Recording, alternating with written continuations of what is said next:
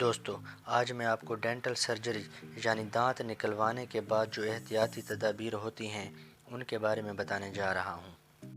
منہ میں رکھے گئے پھائے کو 30 سے 45 منٹ تک دبائے رکھیں۔ دانت نکالی ہوئی جگہ کو زبان یا انگلیوں سے چھونے سے اجتناب کریں۔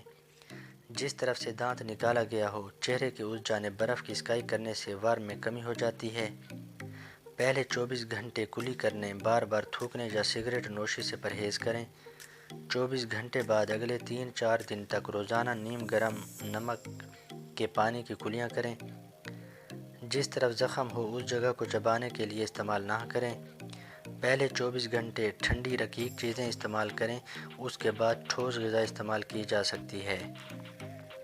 سون کرنے والی دوائی کا اثر عموماً 1 گھنٹے بعد ختم ہو جاتا ہے۔